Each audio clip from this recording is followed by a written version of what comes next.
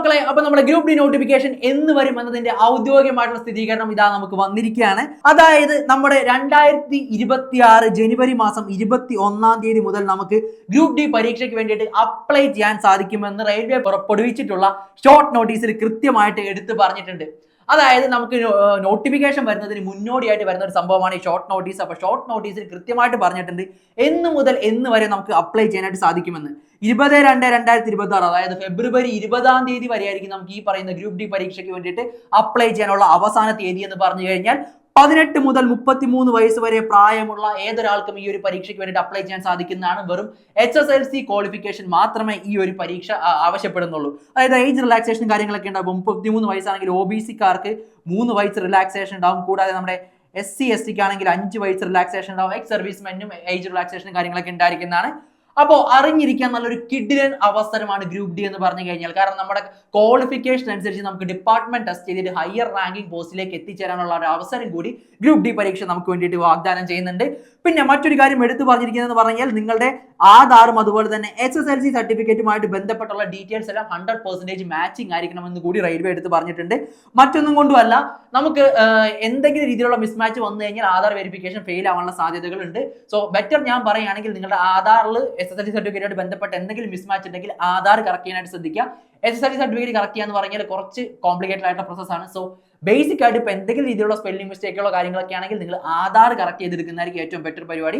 അപ്പോൾ ആധാറിൽ എന്തെങ്കിലും മിസ്റ്റേക്കുകളും കാര്യങ്ങളൊക്കെ ഉള്ളവരുണ്ടെങ്കിൽ അതൊന്ന് കറക്റ്റ് ചെയ്യാനുള്ള പ്രോസസ്സും കാര്യങ്ങളൊക്കെ എപ്പോഴും ആരംഭിച്ചു. കൂടാതെ നമുക്ക് 21 മുതൽ അപ്ലൈ ചെയ്യാനായിട്ട് സാധിക്കുന്നതാണ്. സോ അതിന് മുന്നേ തന്നെ എല്ലാവരും നല്ല അടിപൊളിയായിട്ട് പഠനം ആരംഭിച്ചു. റെയിൽവേ എല്ലാ കാര്യങ്ങളും കൃത്യമായിട്ടാണ് മുന്നോട്ട് പോയിക്കൊണ്ടിരിക്കുന്നത്. അവരുടെ കലണ്ടർ വരെ നല്ല ഔദ്യോഗികമായിട്ട് പ്രഖ്യാപിച്ചിട്ടുണ്ട്. എന്തൊക്കെ കാര്യങ്ങൾ എപ്പോഴൊക്കെ നടക്കുമെന്ന് അതുപോലെ തന്നെ അവർ നടത്തുന്നുമുണ്ട്. സോ നല്ലൊരു കിടിലൻ അവസരമാണ് വന്നിരിക്കുന്നത്. 22,000 വേക്കൻസീസ് എന്ന് പറഞ്ഞാൽ ചെറിയൊരു വേക്കൻസി അല്ല. ഞാൻ മുന്നേ നമുക്ക് വേക്കൻസീസും കാര്യങ്ങളൊക്കെ ആയിട്ട് ബന്ധപ്പെട്ട ഓൾറെഡി നോട്ടീസ് നമുക്ക് കിട്ടിക്കഴിഞ്ഞു.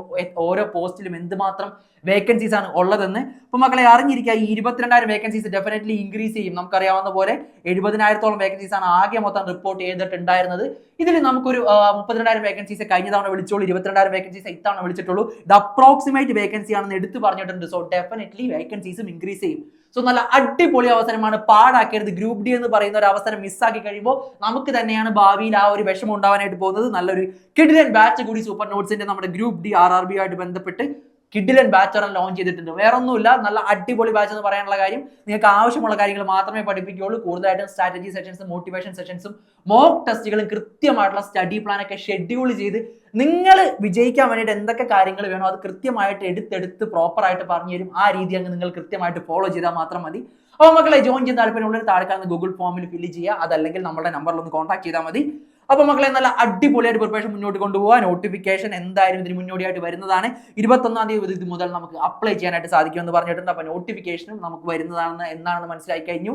ഇനി കൂടുതൽ ഡീറ്റെയിൽസിലേക്കൊന്നും പോകാനായിട്ട് നിൽക്കേണ്ട. നോട്ടിഫിക്കേഷൻ വരുമ്പോൾ കൂടുതൽ ഡീറ്റെയിൽസ് നമുക്ക് അറിയാൻ പറ്റും. അപ്പോൾ ഡീറ്റെയിൽ ആയിട്ടുള്ള വീഡിയോ നമുക്ക് അപ്പം ചെയ്യാം. തൽക്കാലം നിങ്ങൾക്ക് വേണ്ട കാര്യങ്ങളൊക്കെ കിട്ടിയെന്ന് ഞാൻ വിചാരിക്കുന്നു. അപ്പോൾ പഠനം നല്ല അടിപൊളിയായിട്ട് മുന്നോട്ട് കൊണ്ടുപോയിക്കോ. Thank you, all the best.